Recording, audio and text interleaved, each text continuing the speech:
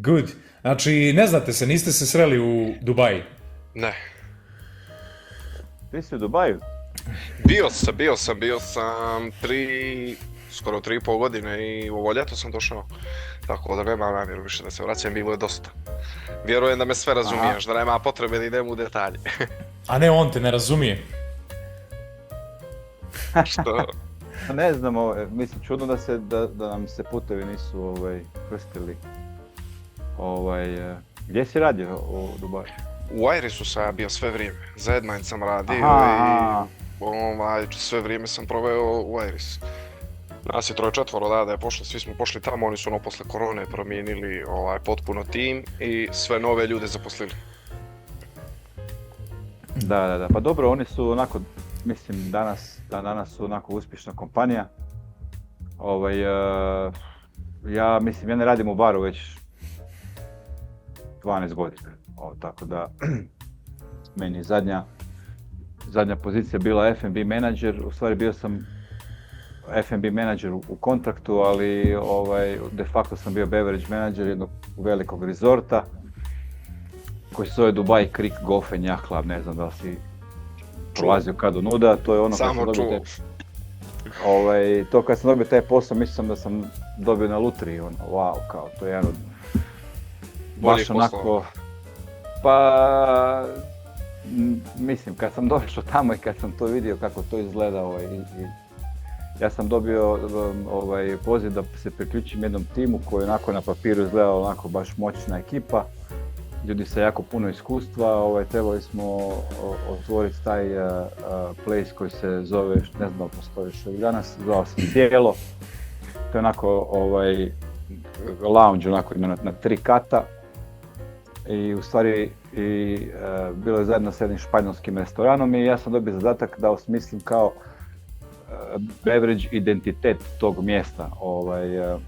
A došao sam u Dubai na otvaranje Cafe Del Mar, to je bila onako jedna lagana katastrofa. Lik koji je, mislim, prvo kad sam došao tu, ja sam na JBR radio, dakle od svih mogućih mjesta dođeš na JBR, to je ono stvarno zgoditak. Međutim, ono kako vrijeme prolazi, da u stvari vidiš u koju si kompaniju došao, kakva je kultura i onako bilo je puno tih menadžera iz Engleske, Italijana koji nisu baš puno znali, ali su dobili poziciju jer su, ne znam, radili u Londonu ili šta ja znam. I nakon 6 mjeseci njih više nije bilo i odjednom samo su mi rekli sad si ti in charge i to je bilo to.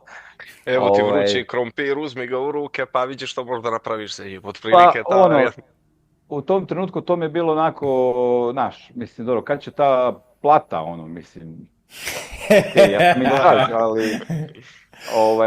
ali nisam se žalio zato što mislim da sam imao dosta sreće kad sam došao ovdje. Došao sam kao neki mali menadžer, kao assistant bar menadžer i kompanija mi je dala stan i sve, tako nisam se žalio i jednostavno odlučio sam ajde da vidim šta će se desiti i Dubaj je grad u kojem se u 6 mjeseci desiti se stvari kao, ne znam, da sam na Balkanu mislim ne bi desilo 5 godina. U smislu biznisa i karijere i tako dalje.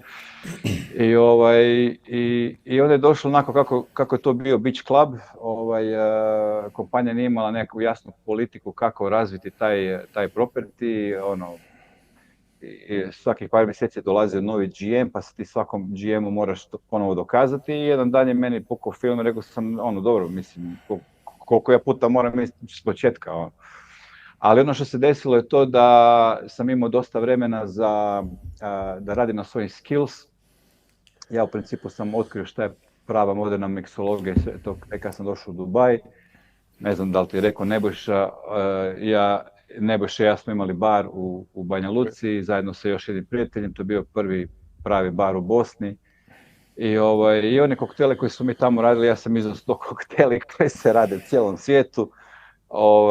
Jer to se uglavnom u Hrvatskoj dan danas radi, a tek kad sam došao ovdje, znaš kako je tu bilo, imaš svaki dan neki masterclass. Pa morat ću te ispraviti, kume, pazi, od svih SFRJ, trenutno danas da odeš u Zagreb u par lokala i u Split, tipa u Splitu bar sistema kod ovih momaka ili odeš u bio si skoro u Zagrebu, odeš u Peaches and Cream, brate, liči mi to na Atinu, liči mi to na Rim.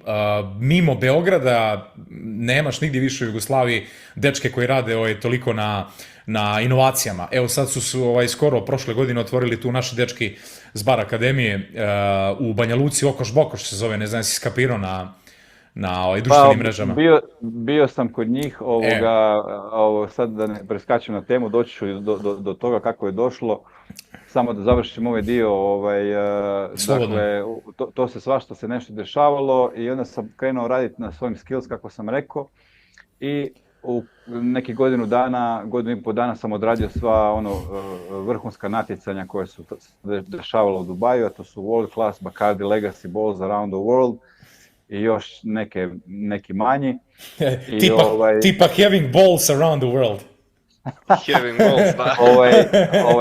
To je, onako, imao sam prilike, znaš, ići u te barove koji su, sad u Dubaju imaš milion barova, mislim, treba ti godinu dana da ideš sve barove vidjeti, znači, recimo Iris je jedan od tih barova, ali ima ih još milion, di je, mislim, stvarno na vrlo visokom nivou. To su ajmo reći, mislim, svi bi mogli biti kandidati za top 50 bar of Asia, ako ništa drugo, da imaju sredstva da to ostvare. Jer znamo da je to u principu marketing. Evo, naš čovjek Manja drugu godinu za redom je do furo Mimi Kakushi. Mimi Kakushi, ali oni razbijaju stvarno, izuvaju baš kako rade. Imaju i dobar bar tim koji se ne mijenja, što je opet bomba, a ovamo je to sve prolazno, znaš i samo Edmind kako to ode, dođe jedna garnitura, dođe druga garnitura i tako. Pa u to vrijeme, kad sam ja tek došao, nije bilo još takva scena kao što je danas, ali eto, ja sam imao tu sreću da sam upao u jednu firmu koja onako je bila malo pogubljena, nije imala jasne ideje i onako unstable leadership. I onda sam ja odlučio, slušaj, idem se ja baciti da naučim malo neke nove stvari i to sam i napravio. I nekako sam počeo raditi na nekakvom, da kažem, reputaciji ili šta ja znam. Ušao sam u taj nekakav džir ljudi koji su tada bili in. Mislim, većina ekipe koja je sa mnom odradila taj World Class i ta natjecanja danas, recimo Sani je Global Beverage Manager za Koju. Mislim, ljudi su sad na visokim pozicijama a neki su i otišli, mislim, nisu svi ostali. Nakon toga sam otišao taj Dubai Creek, tamo sam radio taj otvaranje za sezonu i u principu na otvaranju sezone sljedeći dan sam dao otkaz jer je to bila katastrofa. To je jedna od onih firmi gdje misliš da je onako sve med i mlijeko, onako lijepo ti to prodaju, a tek kada počneš raditi onda u stvari vidiš unutra kakva je struktura firme i ne znaš ko pije, ko plaća. Znaš, došao sam tamo i rekao sam mislim, ne da mi to više. I gledam šta ću i u jedan dan dobim poziv, zove me jedan čovjek na telefon, kaže dobar dan, ja se zovem Ron, ja sam vlasnik firme Emirates Snack Foods, ne znam si kad čuo za nas, ali eto, mi tražimo jednu osobu od tog profila, ti si preporučen od strane par ljudi, da li bi došao na jedan razgovor? Ja dobro je. I ja sam otišao na taj razgovor i rekao sam ne. Onako balkanski. Pa znaš šta, to je bilo sve prije otvaranje tog sezona u Sjelu, jer sam mislio, slušaj, došao sam u Sjelo, to je velika kompanija, oni rade i real estate i svašta nešto, zovu se Al Wasl, vjerovatno si čuo za njih Uglješa, ima Al Wasl Road je, mislim, da. u Dubaju, i kontam... Ono gdje samo kamile smiju ići, nema auta, ništa.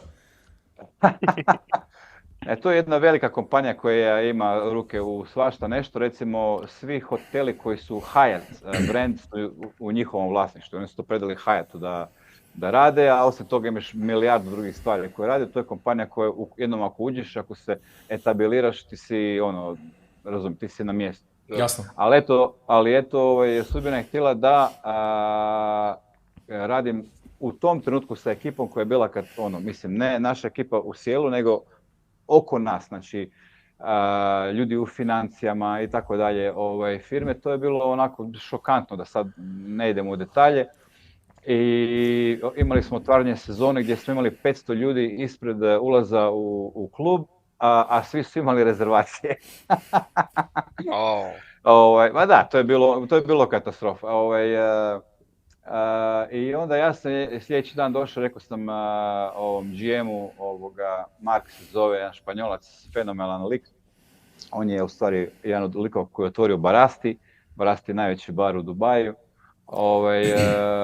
Ja sam rekao, slušaj, izvini, ali ja ne mogu ovo, mislim, ne mogu više ovako, mislim, nije to za mene, stvarno. I nazvao sam ovog Rona, da ga pitam da li je još aktualna ta ponuda nakon 3 mjeseca. Na sreću to je sve bilo preko ljeta, pa nije bila neka žurba. I on je rekao da, naravno. I ja sam došao i sa 36 godina, 37 godina sam u stvari promijenio karijeru. Znači, u cvijetu mladosti. Pa, otprilike. Nisi realno. Krenuo sam graditi jednu novu karijeru. Napravio sam veliku karijeru u Emirates Snackfoods, tamo sam došao kao nekakav beverage specialist i otišao sam tamo kao kategori sales manager, znači izgradio sam njihov kompletan beverage business, počeš sa nekim sirupima, pa smo onda doveli sokovi Juicy iz Hrvatske, pa onda je došao Alpro, pa Finest Call, pa svašta nešto.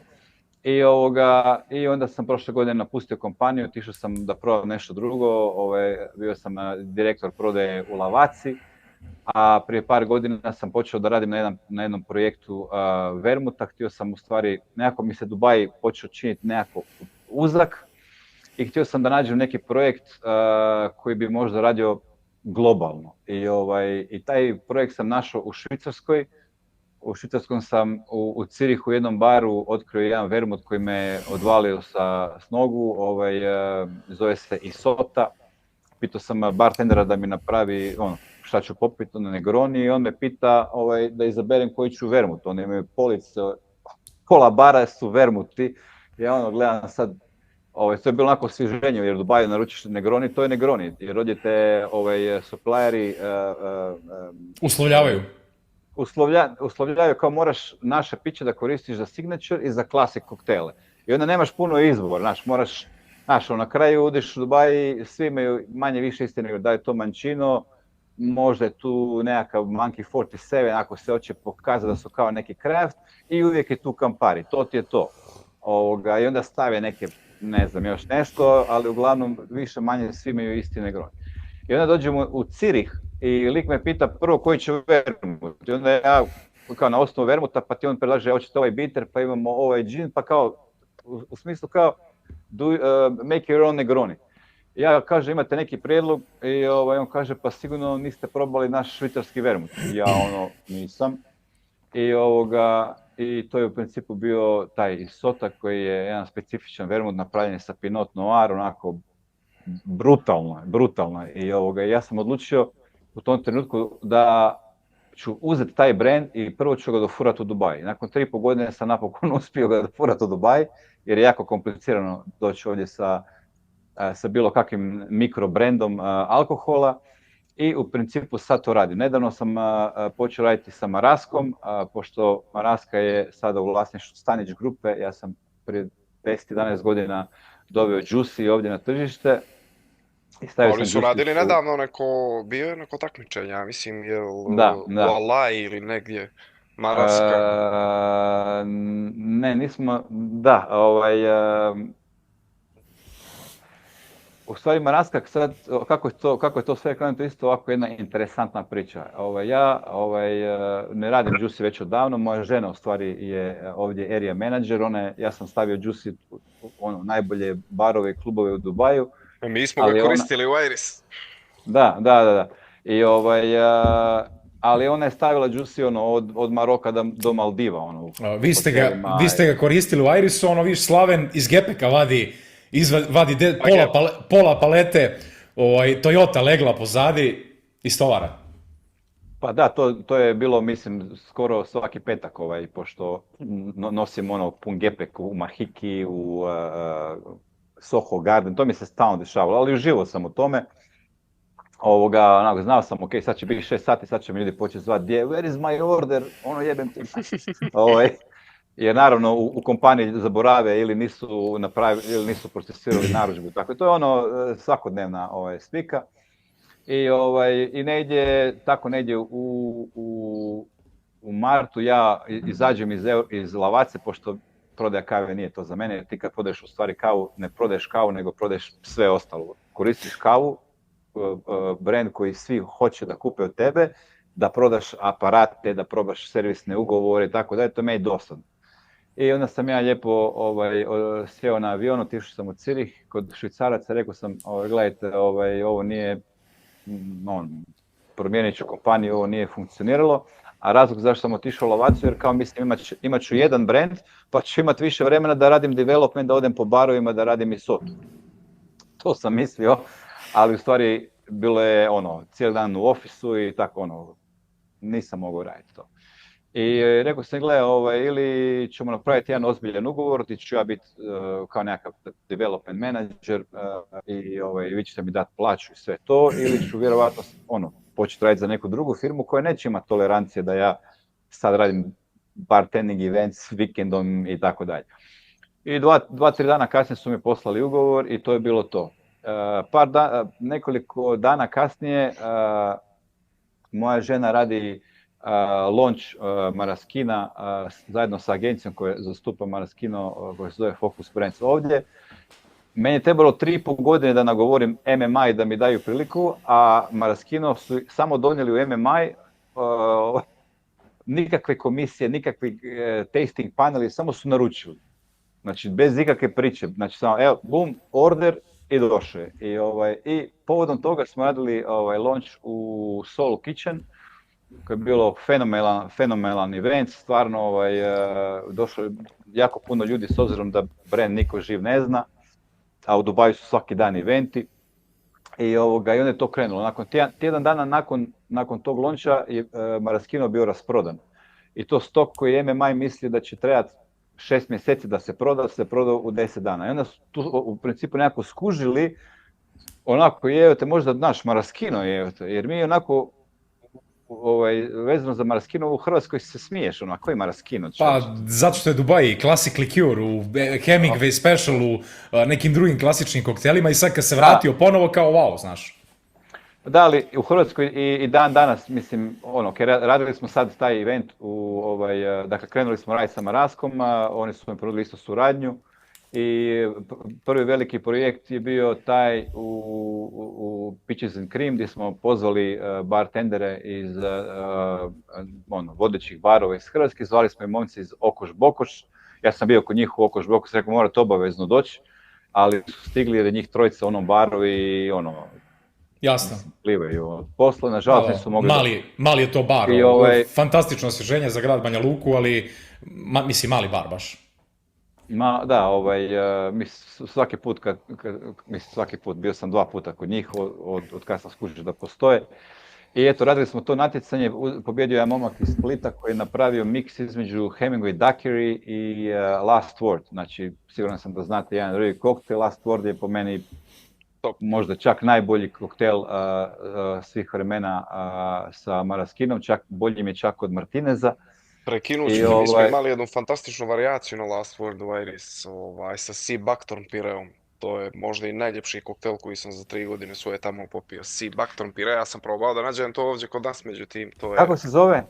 Sea Buckthorn, jer znaš kako izgleda Drijen, ili sad ne znam ja kako u Hrvatskoj vi to zovete, kako Drenjina. Drenjina, pa isto tako, samo je naranđaste boje. Kako ga mi zovemo, nešto bučije, šta je to? Nešto ne znam. Kumkat jebote.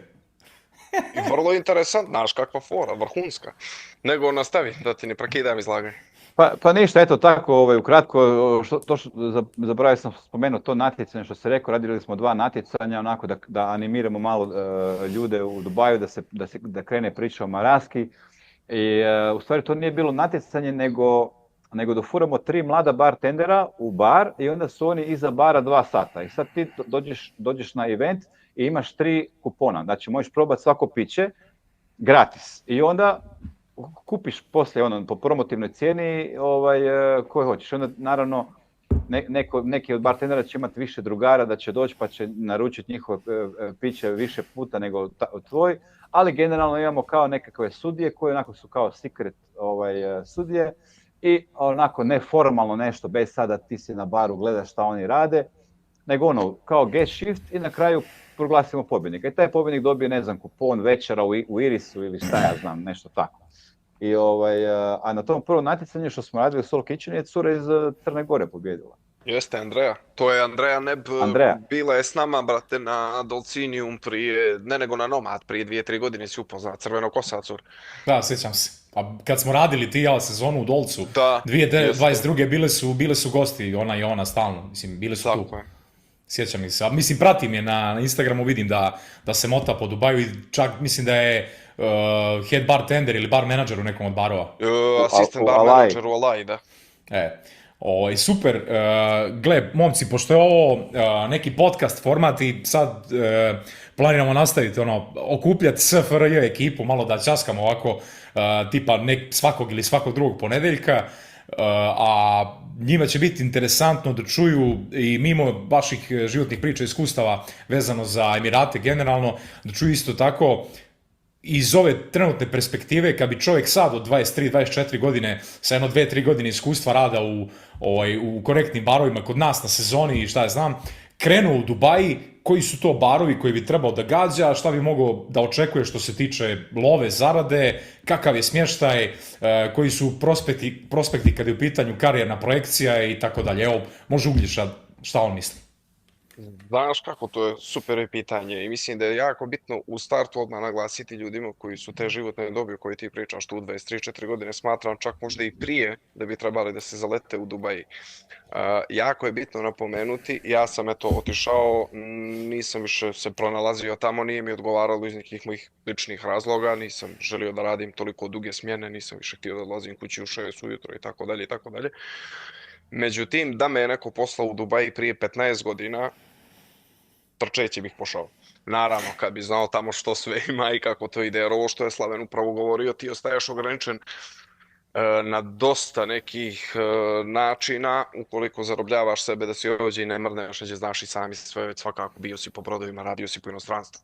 Tamo čovjek može da očekuje jako naporan rad, koji se ogleda u tome da radite smjene minimum po 13 časova dnevno, 5 dana u nedelju. Jasno.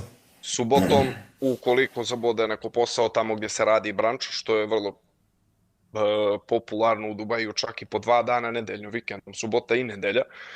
To je ono što bi rekli naši, bolje kući sjedi, bolje džabe doma sjeđetno džabe raditi, jer radiš 18 sati taj dan. Sad, Maja mi se žalila kad je sve to bilo, kako su slali iz Airisa pa u Abu Dhabi, tipa 18 sati sa putem ili 22 sata bez spavanja kad su radili neki event, baš onako hardcore. Tebi se to predstavi kao fantastične prilike, ideš da radiš Formulu 1 i sad to u tvojim ušima i u tvojoj glavi zvuči super, a u stvari brate, treba nam radnik koji će da radi 20 sati, piči radi tamo. Što sam htio da kažem, jako je naporan rad, iziskuje jako puno odricanja, nemaš vremena za sebe, nemaš vremena za svoj život, iako imaš ta 2 slobodna dana, ti pretežno odmaraš. Međutim, svakome bih preporučio da ode. Zašto? Zato što se izađe iz nekih okvira balkanskih, koje smo mi ovdje svi zarobljeni, o čemu je Slaveni pričao. Ti misliš da je Devil's Eyes i Long Island, ođe dok radiš, to je neki krov te piramide miksologije, međutim kad čovjek ode tamo vidi kako se tu sve radi, pristup radu je drugačiji, mnogo je zbiljniji, također imena koja oni dovode jer žele da popularizuju to, sve su nevjerovatna. I onda sve to meni koji sam bio vrlo kratko tamo 3 godine, ja, cura i tih par drugara koji smo pošli zajedno, mi smo ufatili baš dobar period i radili smo sa ljudima kao što su Julio Bermejo, Vitali Kolpin, nevjerovatne ljude, Dre Maso, imali smo masterclass Dre Masa na kojem je bilo 250 ljudi i još 200 koji nisu mogli da dođu jer je bilo limitirano. Što se tiče iskustva, topla preporuka za svakog mladog čovjeka. Naravno, ko može da žrtvuje par godina napornog rada, da bi mu se to kasnije isplatilo i da danas bude ovo što je Slaven. Čovjek je promijenio 3-4 kompanije, radio kao GM, bio F&B direktor u drugim kompanijama. Pazi, Slaven je otišao 1994. tamo, čovjek na vrijeme otišao. Na vrijeme, jer tada su ljudi uzeli pare, jer oni tamo nisu znali kad je Slaven, ništa. slušaj, kad je Slaven otišao u Dubai, bile samo 2 zgrade, Toyotina i upravna zgrada, to ti je to. To je to. Ja sam živio pored Toyotine, mi smo živjeli u kako se zvaš, hotel apartments, tu smo živjeli. Toga što se tiče, stvarno je smještaj brutalan. Mi smo imali kao, mislim, dođeš iz Podgorice da radiš u Dubai, pošli smo, neću slagati, sa po 100 eura u džep. Koje nam nisu ni trebale, bez da platimo taksi, da se prebačiš od aerodroma do tamo. Viza je plaćena, smještaj je plaćen, prevoz do posla je plaćen, čak u tom smještaju nama bilo uključeno, to se ovdje smatra verovatno i luksuzom, što i jes, housekeeping, sadržaj tipa bazen, bar, teretana koji su ti na korištenje, naravno besplatno, niko ti neće naplatiti bazen i teretanu i te stvari koje nude u sklopu smještaja, tako da tih stvari, što se tiče, to su oni super organizovali, kad se dođe do plate, evo recimo naš kolega i moj cimer koji živi sad ovdje trenutno sa mnom u Podgoricu, mi smo bili zajedno čitav taj period tam, 3,5 godine. I on je napravio godinu dana pauze i sad se vraća ponovo da odradi 3-4 mjeseca u Dubai i dobije istu platu koju su mu dali prije 3 godine kad je dolazio. I to je jedna vrlo prosta računica za konobara. Konobari mahom će prihvatiti tamo tih nekih 1000-1200 eura koji im se nude, zašto? Jer će on sigurno imati taj neki tips veći od bartendera na kraju mjeseca, tako? Ako radi u nekom high-end restoranu i ako ima ruskih, američkih i arapskih gostiju, mislim, trebalo bi bude sve okej. Da. Pa ako se mogu nadovezati na ovo, kao neki savjet za mlade bartendere koji razmišljaju šta i kako, ja bi, mislim, to sve što je Uglješa rekao, to je opće poznata stvar. Ima tu i puno gorih situacija. Evo recimo, mislim da samo znate priču od Manje koliko je kompanija promijenio prije nego što se napokon stabilizirao. Dakle, nije imao kuću, mislim, svašta mu se izdešavalo. Pa da, prekinut ću te ponovo, izvini na tome, to su te neke stvari koje ja nisam htio da sad idem na tu stranu, nisam znao da li to ide ili ne ide, da li ćemo emitovati taj dio ili nećemo, pa da ne trošim riječi, ali svakako vrijedi da pomeneš i te loše strane kojih ima jako puno. Ali mislim na kraju krajeva te se stvari mogu desiti bilo gdje, nije to samo pravilo za Dubai. Ponekad imaš lošu sreću, uđeš u kompaniju koja onako prodaje ti tu priču, onako dođeš, vidiš office, to je sve top, međutim, vlasnici, investitori u taj određeni projekt, investitori u taj projekt se onda posvađaju, pa tu bude svašta. Jedan od prvih, da kažem tako, šokantnih situacija koje sam ja imao prilike vidjeti, je bilo otvaranje Supper Club Dubai. Supper Club je ne znam da li još uvijek postoji ta kompanija, ali u to vrijeme su bili onako jedan od vodećih lounge brendova svjetskih. To je jedna kompanija iz Amsterdama i na Palmi, tamo u Jumeirah, kako se zove na Palmi, onaj hotel, zaboravio sam, Saraj, kako već, je trebao se otvoriti taj Supper Club. To je na kraju bila takva katastrofa da je accommodation man, odnosno vlasnik zgrade u kojoj su oni imali accommodation, su ih izbacili vani. Ovi nisu imali para da jedu šta je. To je bilo je šokantno, ja nisam mogao vjerovati.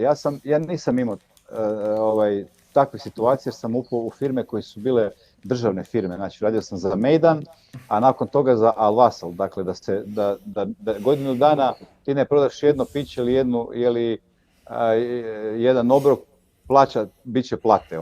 Državni čovjek otišao u Dubai i radio državni posao 5 godina, bog te nebo. Ali poanta, ono što želim reći je da mislim da bi trebalo razmišljati long term. Dakle, odlazak u Dubai za mene je bilo onako dosta teško. Meni je sin tada imao godinu dana. Situacija sa obitelji i mojom i sa obitelji moje žene je bila kako di ideš ti sada, imaš dijete, mislim, di ćeš, šta si lud, ali ja sam znao da tu strast i to znanje i iskustvo koje sam sakupio i u Hrvatskoj i radeći projekt sa Nebojšom, imali smo 4 nevjerovatne godine u Banja Luci, dakle mi smo bili bar koji je svaki dan prodao 500 koktela, ljeto, zima, mislim, to je bila jedna nevjerovatna priča.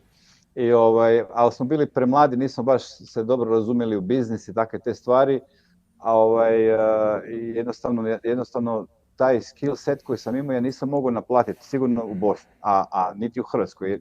Ja se nisam htio više vraćati u Hrvatsku, da ja sad čekam sezonu, a šta... Pazi, da ti budem iskren, ne možeš ga naplatiti čak ni u Njemačkoj, ni u Švicarskoj, danas ni u Austriji, svuda je strašna kadrovska kriza, klinci od 2000-te na ovamo ima izuzetaka, svaka čast, kod nas na akademiji, baš vidiš kad se istakne neko i vidiš da ima mega ambicije. Ono što sam isto htio da pomenem, da recimo uglavnom klinci iz manjih sredina, ne iz velikih gradova, su oni koji se puno više trude, oni koji imaju puno više ambicija i dođu da nauče nešto i odmah traže da ih šalješ na spinjaču, da odmah idu za Dubai, kao, ne znam, Maja, naša, Stefan i ostala ekipa, ali neće taj skill set naplatiti, prosti što te prekidam, neće taj skill set naplatiti bilo gdje u Europi. Nešto se jako čudno dešava ovamo, sve se u zadnjih 4-5 godina promijenilo. Vidio si ti da je sve manje takmičenja i nekako Amerika se vraća. Amerika se sad lagano vraća sa craft cocktail barovima, craft cocktail kulturom, jako puno. Meksiko, čovječe, gledam na World 50 Best Bars, najbolji barovi u Meksiku, druži, sad najvibrantnija stvar, od mezcala u zadnjih 10 godina, sad Mexico City, Guadalajara, mega barovi, Cabo San Lucas, ne možda vidiš šta ljudi otvaraju. Da li znaš i o tim stvarima valja progovoriti? Pazi, mislim, Slaven je to već napomenuo, sve je to marketing, top 50 bars, mislim da je realno, pa evo sad recimo, ne znam, i Okoš Bokoš, sasvim je realna priča, potpuno da momci uđu u top 500. A nema niko da lobira ovdje za našu sad trenutno, treba da to je malo da se poradi. To definitivno, ali eto, u Dubaju, na primjer, što mene čudi jako puno, evo, ako ne griješim, nek me ispravi Slaven, nisam nešto speak easy barova vidio puno, recimo. I tog fazona kao što je Okoš Bokoš, razumiješ, barovi koji primaju 30, 40, 50 ljudi gdje ti u stvari prodaješ experience čovjeku. A to neće nikad ni biti ovdje iz razloga što ti znaš da u Dubaju ti moraš otvoriti lokal u sklopu hotela. Ne možemo sad nas trojica staviti par na stol i uzeti neku garažu pa tamo napravimo, mislim, trenutno ne može. Ali ko zna šta će biti za par godina. Dakle, ja kad sam došao ovdje nisi mogu sa curom živjeti u stanu, jer je to bilo kao haram, sad nikog to više ne interesira. Ljudima su odsjecali glave u Saudi Arabiji, a sad idem za 2 tjedna sa sinom gledat Linkin Park u Rijad. Tako da, ovo je jedna dio svijeta koji se vrlo brzo mijenja. Da. I naravno sad ovi projekti koji kreću sa novom Palma koja je stajala 15 godina, nisu, to sad sve ubrzano raste. I doći će trenutak kad će oni i odlabaviti taj zakon da mora biti samo u hotelu. Dakle, Al Quoz koja je sada zona gdje su skladišta i kao neka industrijska zona koja je maltene u centru grada, to će jednog dana postati onako kao ta nekakva renewed zona gdje će prije ili kasnije krenuti i barovi, i restorani, i klubovi i tako. To nema cijene stanova su u Alkuzu sad, jer mi smo rentali stan, ja i cura u Alkuzu prije nego što smo se vratili, plaćali smo garsonjeru od 20 kvadrata, 1200 eura. Već su cijene stanova skočile tamo, tako da vjerovatno da će se i taj dio grada morat razvijati. Mislim, industrija je takva da, ja kako sam rekao, radio sam u salesu, preko 10 godina i sad radim, radim development i u Dubaju i svjetski development za Isotu i Marasku. Idem sad i za Austriju i za UK i u Meksiku. Imamo čak uvoznika u Meksiku. Krećemo sa Maraskom tamo pa ćemo baš u Mexico City, vidjet ćemo sve ove barove. Što je Nebojša spomenuo, u stvari neko od vas spomenuo za Meksiko. Tačno je da sigurno nije lako, pogotovo kad radiš onako samo sezonu. Sezona u Hrvatskoj isto nije lako odraditi. Ja sam godinama radio sezonu bez slobodnog dana, znači imaš 3 mjeseca u komadu bez slobodnog dana. Kaj, kod nas sve isto. To je bilo tako. Ali ono što Dubaj nudi, a Balkan ne nudi, je perspektiva za budućnost. Da je meni neko rekao prije 13-14 godina kad sam ja došao ovdje, da ću ja proputovati svijet i da ću raditi sad za neke brendove i otvarati tržište Singapura i tako dalje, ja bih rekao, da si normalno. Ja tako nešto sigurno ne bi ostvario da sam ostao u Hrvatskoj. Ili da si iz Pakistana, recimo, mislim, nažalost. Pa mislim, ja sad kada recimo kontaktiram nekakve kompanije koje rade uvoz i distribuciju pića i u Singapuru, i u Tajlandu, i u Europi, i onda kad oni vide da sam ja u Dubaju pa im pokažem šta mi radimo ovdje sa eventima, evo radio sam ja Vitali Kolpina prošli tjedan u Burj Al Arabu smo radili event, proveo sam sa njim 3 dana u Abu Dhabiju, samo ja i on smo trenirali, to mi je bilo ono experience života. Znaš, da mi je rekao da će takve neke stvari meni desiti, ja mu ne bi vjerovao, jer kao, to nema šanse. I upravo i zbog toga govorimo, svi bi trebali da uzmu to u obzir kada odlučuju da li će ili neće ići. Pa, ali to je ono što ti Dubaj nudi, zato što kompanije MMA i African and Eastern su kompanije koje rade distribuciju alkohola i prodaju alkohol restoranima i barovima. Ali sve svjetske kompanije koje su relevantne, Brown Forman, Pernod Ricard, Diageo, ne znam koliko vinskih... Beam Suntory. I tako dalje. Beam Suntory i mnogi drugi imaju svoje ofise ovdje. Dakle, njima je, recimo, Pernod Ricard Gulf. I onda oni rade Gulf i Northern Africa. A neki od njih i pokrivaju Southeast Asia. Dakle, ljudi koji rade tamo, osim ovih koji su u financijama i tako dalje, svi koji su vezani za operativne stvari u marketingu, dolaze iz našeg trejda. Dakle, to su ljudi koji su, ja ih... To je potpuno prirodna stvar, mislim, to je... I to je ono što se meni desilo. Ja nisam na kraju završio raditi za Pernod Ricard ili Diageo, jer mislim da sam već bio onako prestar za to, oni uzimaju mlade ljude koje, recimo, vrlo je bitno da odradiš neka natjecanja, tu onda počneš raditi reputaciju, i onda ideš u sve bolje barove. Kad dođeš u bar gdje svi veliki brendovi žele da budu, da investiraju, a ti si taj koji im to omogući, to ti stvari karta za jednog dana da uđeš u njih. Recimo, u Pernod Ricard sad su 2 momka koji vode taj njihov on-trade marketing, večeras baš imaju event u Electric Power Shopu, su momci koji jedan je radio u Rocky, a drugi je bio u Maine. Bartender. Tako da, a takvih primjera imaš, mislim, mogu bi sad nabrajati do sutra. Na kraju krajeva ja sam jedan od njih, nisam išao raditi u alkohol, ali na kraju krajeva radio sam brendove koji su isto relevantne za bar, da su to sirupi ili pireji ili mikseri, radio sam i 3 Cents i svašta nešto, isto dovlačio i Luku Cinalija, i Simona Poralea, i Daniela Della Porra, ne znam koliko. To si radio još prije nove ere, jebote, to, kad je Luka dolazi. Pa Luka sam radio... On je tamo u Dubaji non stop, ja mislim da redovno posjećuje Dubaji. Pa, uglavnom ja ga radim, radili smo, prošle godine radio sam launch i sote sa Lukom, radili smo launch u Hakastanu u Abu Dhabi i dan kasnije smo bili u Agori. Ti vjerojatno sad ne znaš Agoru, to je novi lokal, isto u downtownu. Ne, mislim da znam, jesu li otvorili momci koji su Anđelu i momci koji su u Zumu radili, jel tako? Ako se ne varam, jer momci iz Zume zajedno s Anđelom, kako mu se zvao, brat? Lukas, on je bio u... Lukas je radio isto u Edmind, kako se zvaše, lokal gdje je radio. Onaj u Fairmontu, onaj francuski, kako se zove? Bagatel. Da.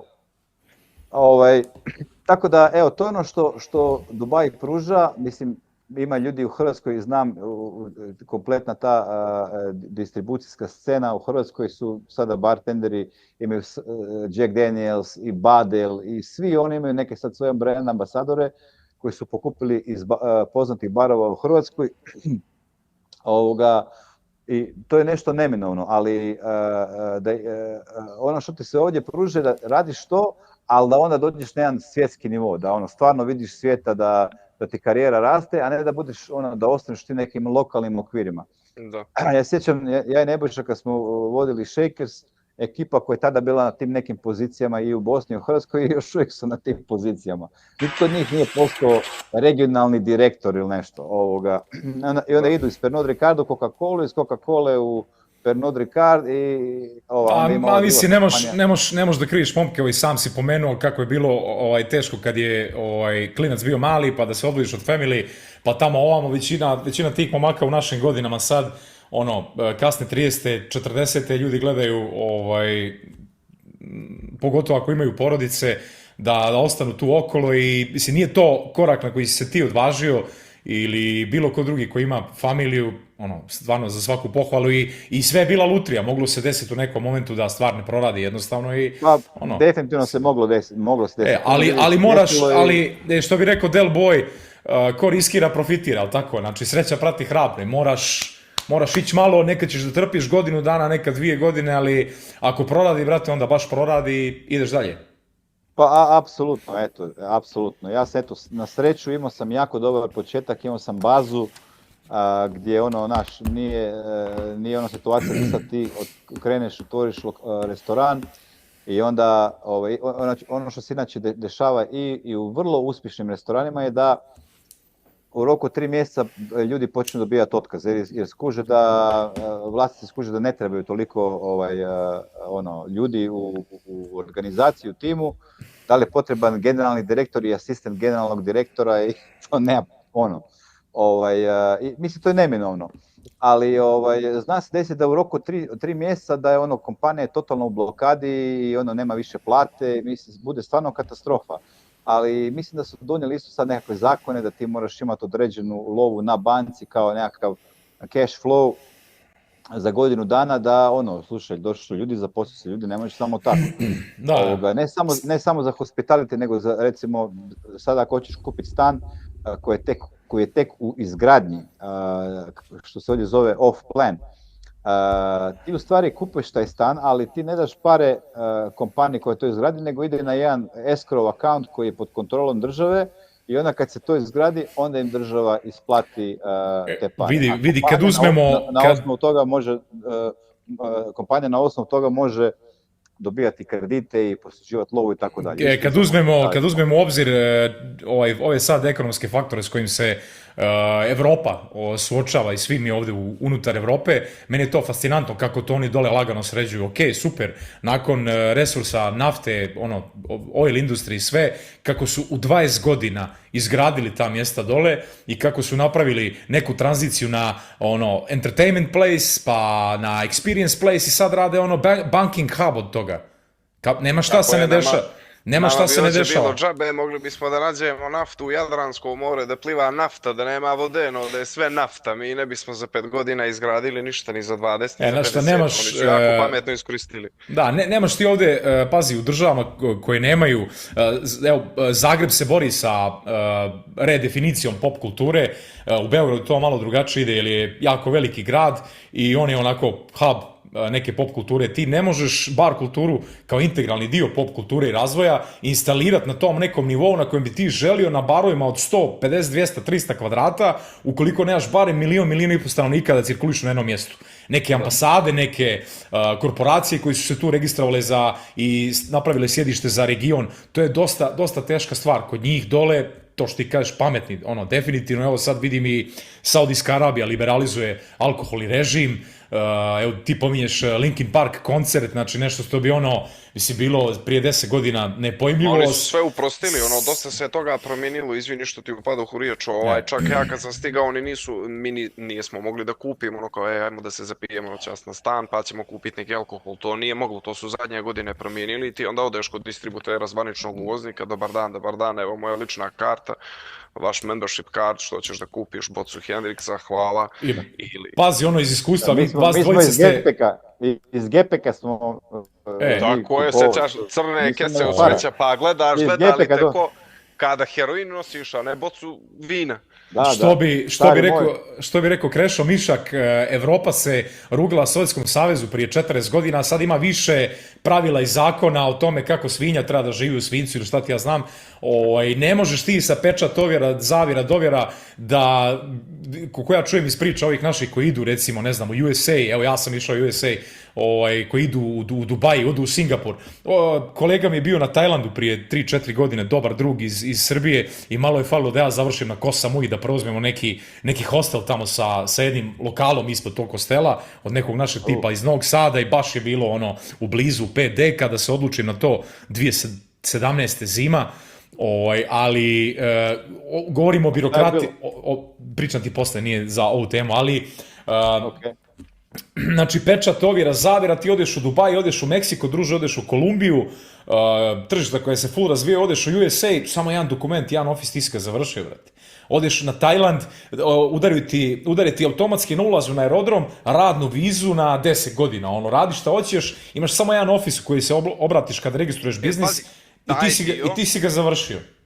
Taj dio je malo triki u Dubaju. To je još jedan od tih loših efekata. Vjeruj mi da nije ko kad ideš u Njemačku, čak i građani Evropske unije, Njemačka. Ali ti iz Njemačke možeš da odeš kad hoćeš, iz Dubaja, Mićo, ne možeš baš. Kad dođeš tamo, ono što ti dobiješ, ti si dalje na turističku, naravno opet podlačim crtu i ograđujem se, to je bilo moje iskustvo sa ljudima iz Edminda. Oni imaju jako puno lokala i čine dobar dio tržišta tamo, tako da može se reći u dosta lokala u Dubaju je to tako. Ti si na toj turističkoj vizi dok ona ne istekne.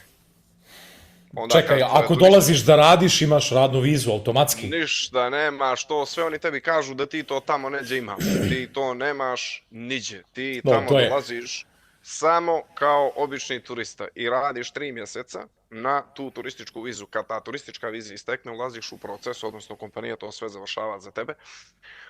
Jedina tvoja obaveza je da pođeš da ostaviš otisak prsta i da se slikaš, što je to, i da odradiš Super, ovdje moraš da se skidaš god, da te kupaju, ali tamo onda, kad ti istekne ta turistička, ti onda dobijaš tu radnu vizu i tu je trik. Dok si na radnu vizu, nema Miću da ideš ti niđe. Tu si, na aerodrom imigraciono može da te zaustavi ili ako u bilo kojem, recimo, slučaju na Smart Gate-u ne prođe tvoj pasoš, kontrolu, opet ideš na imigraciono, pa čekaj, pa stani, pa kako ćeš ti da napuštiš zemlju, što si krenuo, gdje si krenuo. I tek kad istekne ta viza radna od 2 mjeseca, taj employment status prelazi u resident status. Znači, tvoja viza boravišna je gotova tek poslije 5-6 mjeseci. To je bio slučaj kad sam ja stigao. Naravno, sad su oni to malo ubrzali. Ja kad sam promijenio posao, oni su mi to završili tipa za nešto 10 dana, ali to zato što sam već bio u sistemu. Dobro, pazi, ti imaš takvu karmu, ti voliš komplikovane stvari, zato što si sposoban, inteligentan čovjek i onda ti voliš izazove, onda se challenge-uješ tako. Podsjepaš pasoš tada fetiš kad se iznerviraš, da ga vidiš Slavene kako šutira kante kad smo radili zajedno, kako ga se bar bekovi plaše, bježe od njega kao od zmije. Znači, najstrašnije. A onda poslije kad se iznervira uzme pa ih ljubi u čelo, pošto je čovjek visok skoro 2 metra, s ovim brčinama i ovako sav šaren, ko pigmejska kokoš, onda oni seru u gaće od njega kad se pojavi. Ne slažem se, ali morate priznati da, evo, danas me baš zvao tip iz Šrilanke, u stvari zadnjih mjesec dana me zove non stop i on forsira da ekipa dođe na edukaciju, da mi šalje, on ima tamo neku ugostiteljsku školu i da šalje ekipu ovamo kod nas u Bosnu, Srbiju i Crnu Goru i kao mi sad imamo firme u sve 3 države, sve 5. I kao, on misli da je to sastavni dio Evropske unije i da će oni nakon završenog kursa da se prošetaju, razumiješ, do Austrije, do Njemačke, da odu tamo da traže posao, ali oni su happy sa tim da oni dođu ovdje i da rade posao, jer ovdje su sad prosječne plate u građevinarstvu 1200 eura u Bosni, znaš, u Crnoj Gori ista cifra, u Hrvatskoj 1400 eura. 1500. Da, brate, ali ti ovdje imaš problem, recimo sad kod nas što svi rade, evo u ovoj našoj industriji, svi rade, digle su se plati, sad svi rade za 800-900 eura. Slušaj, tržište reguliše sve. Ti kad imaš, a imat ćeš u idućih 5 godina strašan crash kadrova u ugostiteljstvu, baš zbog toga što nove generacije, što imaju IT koji konstantno posisa sve mlade kadrove koji su onako poprilično introvertni, to nešto par bata i seka koji su dosta ekstrovertni završe u baru ili završe na nekim drugim poslovima ili jednostavno im nije im frka da rade do 35. 30. šta znam, zezaju se, matorci imaju, to su sad neke nove generacije i plus imaš veliki pad nataliteta gdje zaista nema, mislim nismo mi krivi, prošla su vremena kad ako nećeš ti da radiš, ima ko će da radi, a to automatski na tržištu ponude i potražnje rezultira u rastu plati. I ti sad, kao klinac od 25 godina, dok sam ja u Budvi sa 20 godina radio za 10 eura dnevnicu i 25 eura bakšiša, tamo neke 2004. 5. Oni sad dođu u Budvu nakon bar akademije i kao, ne, ja ispod 1500 neću da radim. Prvo, imaju informacije s naše strane, imaju internet koji mi nismo imali, morao si otići u internet kafe s ovim sluškama da nešto završiš, da nešto saznaš. Ja sjećam Carnivalovog sajta kad sam došao, kad sam prvi put ušao 2005. apliciran za brod, gledam Carnival Cruise Lines, wow, what the fuck, druže, kruzeri, kompanija, gle destinacija, gle kakvi su im brodovi, gdje ću ja sve da idem, i stvarno kad sam došao, bilo je i bolje nego što sam očekivao, i što se tiče učenja, i što se tiče impresa, i što se tiče travela, baš je sve bilo mega, ali da se vratim na temu, tržište reguliše nivo zarade, inflacija u nekoliko i ti naravno da moraš da imaš za 2 godine, ja ti garantujem 2200 eura u Istri, u Dubrovniku, u Ulcinju, ispod 2200 eura nećeš naći bartendere. To je 100%. To je istina. Samo za 2 godine. 2026. Evo, znači koliko si sad... Brate, evo, pored kako se zove na plaža, pored Ulcinijuma, što je Makao. Nisu ljudi mogli da nađu čovjeka, evo... Drug me zove, molim te, bilo ko ima 2 desne ruke, samo lijevu da nema, da ima 2 desne i da drži šejkera, dat ću mu para ako hoće, samo neka dođe. Vuković, zvao i mene isto, ljetos. Fjori, tako je, Fjori. Ja nije mogao da nađe nikog. Generalno na Balkanu, ono što sam vidio, pošto mi smo svako ljeto na Balkanu i u Bosni i u Hrvatskoj i džiramo se malo i po Europi i tako, ono što je generalno sad, što sam primijetio je da je pad kvalitete. Naravno, u Hrvatskoj ima barova i u Splitu i u Rijeci, ima tih nekih pojedinačnih mjesta gdje možeš naći stvarno kvalitetu, ali ti sad odeš na neki beach bar, recimo u Puli, odakle sam ja, ti odeš na neki beach bar, tamo će ti najvjerojatnije raditi neki Filipinac ili nešto, mislim, nemam naravno ništa protiv njih, u stvari ne toliko Filipinac, nego su uglavnom Nepalci sad u Hrvatskoj. Imam jako puno prijatelja i Nepalaca i Filipinaca u Dubaju. I ovdje su isto i u Bosni sve jako puno Nepalaca. Ali došla je situacija takva u Hrvatskoj da daj šta daš. I jednostavno oni Negroni, kakav Negroni, šta je to? Evo, mislim, onako baš mi šokantno to bilo vidjeti. Da se išlo nazad.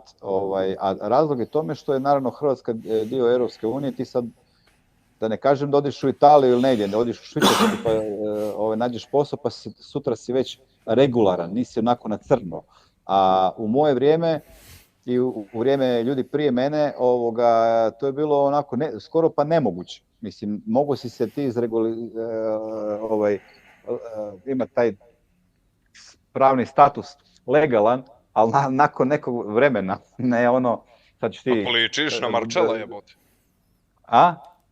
Kako ličiš na Marčela? Ko je Marčelo? Marčelo, brate... Reper.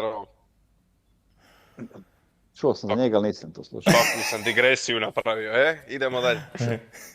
Tako da, mislim, ne znam šta se događa, osim da ljudi odlaze, a oni koji, ja bih svakako savjetovao svakom sa Balkana koji želi napraviti neku karijeru, ako razmišlja o Dubaju, bez obzira na sve poteškoće koje se mogu ovdje desiti, te se poteškoće mogu desiti bilo gdje u svijetu sigurno.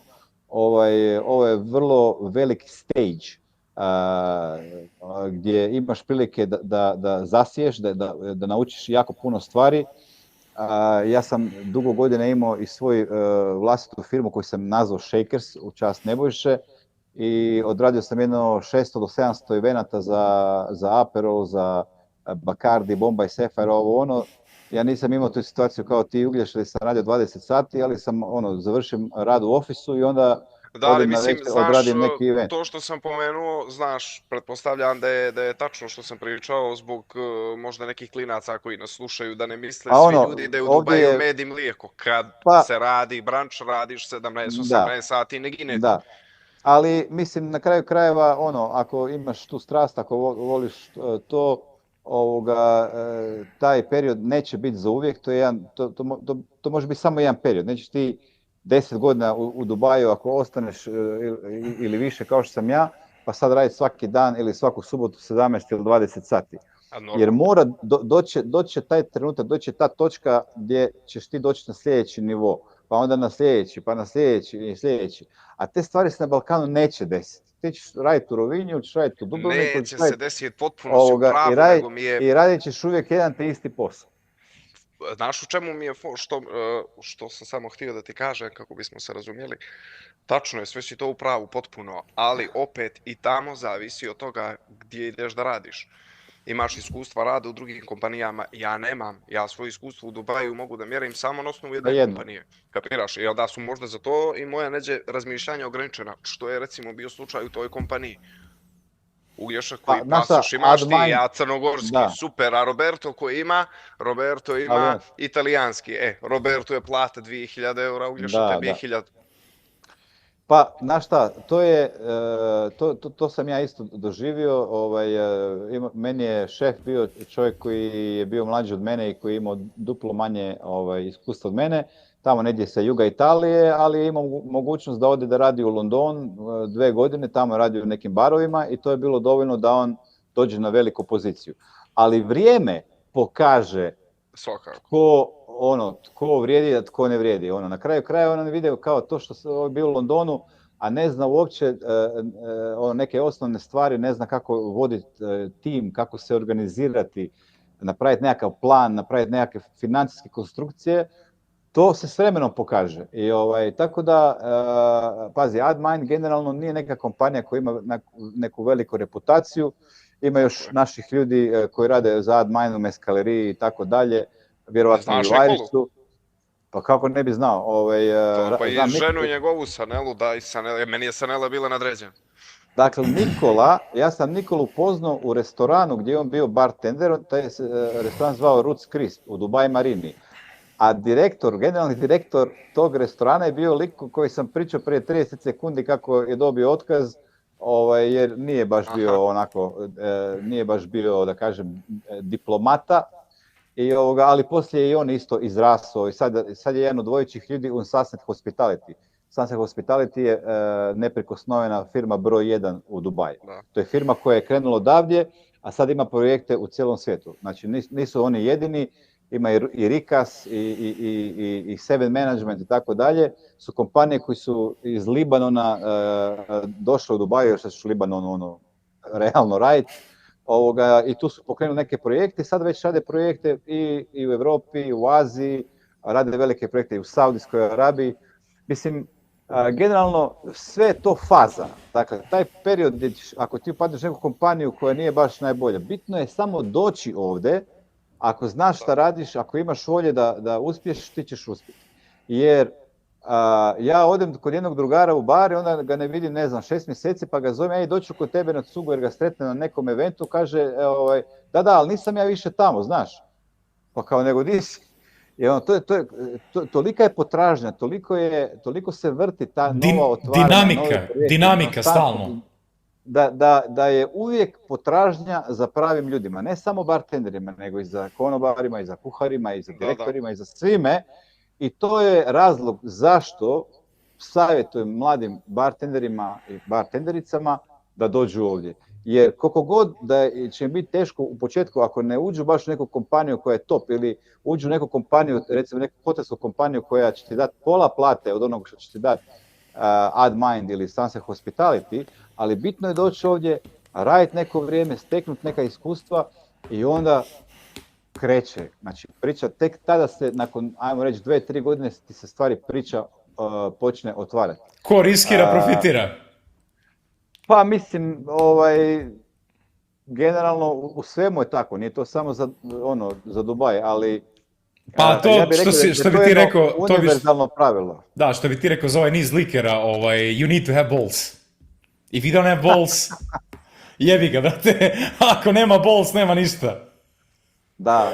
A imam pitanje za vas dvojicu, evo sad s glave, evo Uglješa prvi, 5 barova, pa neka ekipa zapiše, pošto ćemo ovo izbaciti na YouTube takođe, i kao što rekao, praviti neku laganu tradiciju, onako zvaćemo i ove naše English speaking kolege iz cijelog svijeta, imamo šta on ima da kažu, pa pravimo ovako jedan room conversation svako malo, ali evo s glave ovako Uglješa, 5 najboljih barova u Dubaju za rast. Ajmo, imaš 25 godina, imaš 3 godine iskustva u bartendingu, prošli si neku bartender školu, koji bi bilo da ljudi sebi zapišu 5 najboljih barova, pa ćemo ostaviti linkove na YouTube dole u opisu, koji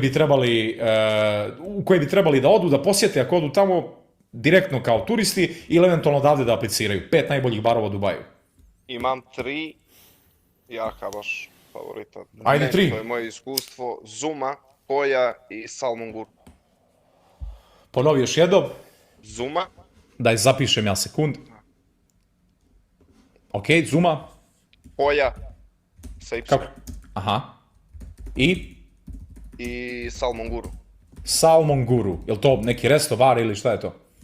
Pa to je, Slaven će ti bolje reći, ja sam Food tamo place. bio samo jedan jedini put, ranuju oni sve kao lounge bar, koktel bar, ali oni rade, to je nevjerovatno koliko oni craft koktela rade, mislim da na njihovoj, na meniju da imaju 50 signature koktela, to je baš nenormalno. Zuma, isto tako, jedan i moj drugar išao u Zumu baš. Dobro, Zumu znam, ima onaj fantastičan video, sklonili su ga s YouTube-a iz nekog razloga, mislim da ga negdje drugo se može naći od Diageo, onaj njihov competition, kako se zove, World Class.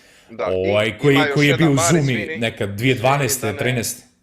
Da ne zaboravim, kako se zove, Slavene bar, novi koji je otvoren,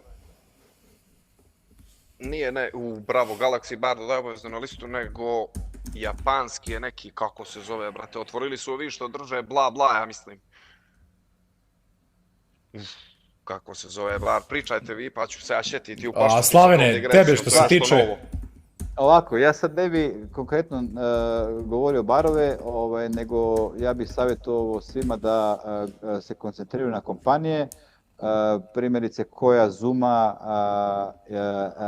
Roka i Amazonico pripadaju jednoj kompaniji. Bravo, Amazonico. Ili to Seven Tails možda Uglješa? Ne znam koje ime kompanije. Ne, šetit ću se ja sad. Nikad čuo. Ne. Sad ću da ja to... Zenon, je li Zenon Slavene ili nešto tako? A moguće, mislim, znaš šta, Sad ću da ti kažem. Ja sam u toj industriji, ali ne uspijem upratiti šta se sve, Jel to Uglješ, evo ti, pogledaj na ekran. Tako je, ovo je bar, ja sam dobio poziv da idem tamo na razgovor, međutim u tom trenutku sam pregovarao s nekim drugim ljudima, krivo mi je bilo kasnije što nisam otišao kod ovih ljudi jer sam čuo da kidaju, da su im dobri uslovi za bartendere, da može dosta da se nuči, da imaju stariju ekipu bartendera koja vodi ljude na pozicijama sa iskustvom, tako da smatram da sam napravio grešku što im se nisam javio, čujem da rade dobro i da su dobro iskustva ljudi koji su bili tamo. Cool. Pa eto, ja bih predložio prvo Jumeirah. Dakle, Jumeirah je kompanija lokalna ovdje. Državni posao. Idemo državni posao. Da, znači Jumeirah je onako, ja kad sam došao, uglavnom su radili ljudi iz Indije i tako. Mislim da je prvi onako stranac kojeg su stavili na neku vodeću poziciju bio je Felix Hartman. On je došao kao bar menadžer za Skyview bar u Burj Al Arabu i ostao je zauvijek, da kažem, uklesan u povijest bartendinga i barova u Dubaju, tako što je ušao u Guinnessovu knjigu rekorda kad su napravili najskuplji koktel, koji ja mislim još uvijek je čak na meniju. Dakle, Jumeirah se unazad nekoliko godina dosta promijenila, počeli su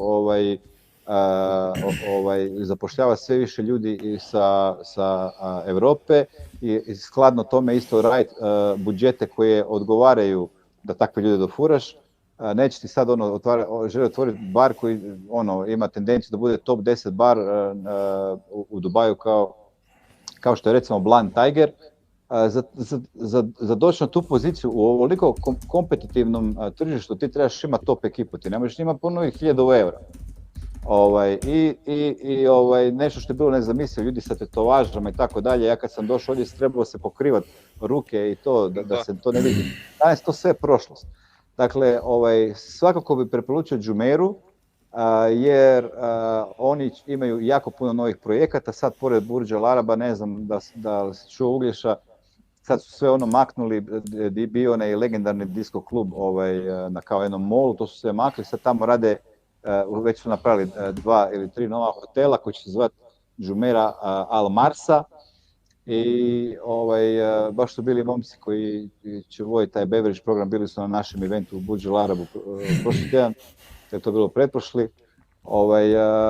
Dakle, Jumeirah svakako je jedno mjesto gdje bi preporučio, zato što kompanije vole da ljudi imaju to iskustvo rada u top hotelima, zbog toga što te taj hotel oblikuje, naučite na nekakav sistem rada, jer ti sad radiš neku sezonu u Hrvatskoj ili u Crnoj Gori ili šta ja znam, gdje nema baš nekog sistema, u smislu tvoje kulture i mentalitete, standarda, stvari koje ćeš tamo naučiti. Ja sam imao prilike da naučim u 2 kompanije, koje, sva sreća da sam dobio posao i da sam krenuo od toga. Dakle, ja bi to svakako preporučio Jumeirah, definitivno. Nakon toga Emaar. Emaar je isto kompanija koju svi znaju, znači Burj Khalifa i državna tako dalje. I oni su krenuli raditi vrhunske, mislim uvijek su imali vrhunske barove, ali to nisu neki barovi bili gdje ćeš baš ajmo tamo na cugu. To su bili hotelski barovi koji su se obraćali hotelskim gostima u hotelu. Nazad par godina su počeli oni da rade destination mjesta gdje ćeš ti doći tamo zato što to mjesto zariknut, kao što recimo sad adres, ne znam točno kako se zove, na JBR-u, na kraju JBR-a, gore na vrhu je jedan nevjerovatan lounge koji gleda dole na JBR. Ne znam koji sve svjetski celebrity tamo nisu došli napraviti video, i Ronaldo i ne znam ko. Dakle, te 2 kompanije bi svakako preporučio i to je mjesto gdje bi mladim bartenderima koji su željni učenja i iskustva i formacije, to su prva 2 mjesta gdje se treba početi, Jumeirah i Emaar. Nakon toga ima tu još milion drugih kompanija, ima Hilton, ima Four Seasons, Marriott, dakle Marriott ima milion hotela. Marriott isto koji je bilo malo uspavana kompanija, za neke middle age Amerikance, to nije bio neki brand gdje ćeš tići, mislim, mene generalno nije nikad zanimao, ali oni su sada stvarno počeli isto otvarati fenomenalne barove u raznim hotelima i u St. Regis. Vidjeli ste šta se desilo u Beogradu su našim dečkima iz Riddle bara, hotel, zaboravih koji od hotela tamo na Savi, su ih pustili da otvore u njihovom prostoru, to je neka vrsta kolaboracije ili šta, nisam ih pitao šta i kako, ali svoj Riddle bar. Znači, jer hotel nije bio spreman i sposoban, kao u JW Marriott u Dubaju, što imaš ili je bal ranije bilo, ukoliko dobro govorim pa me ispravite, niz stand-alone koncepata od nekih manjih i većih kompanija, stand-alone barovi, unutar hotela. Pa stvari se sad jako mijenjaju. Prije, ja kad sam došao, to bilo onako konzervativno, hoteli rade svoju priču, ti ako si neka kompanija uzmeš u hotelu prostor i onda tamo koliko ti oni dozvole da tu neku svoju slobodu u smislu tvoje komunikacije i ljude koje ćeš zapošljavati, tako dalje.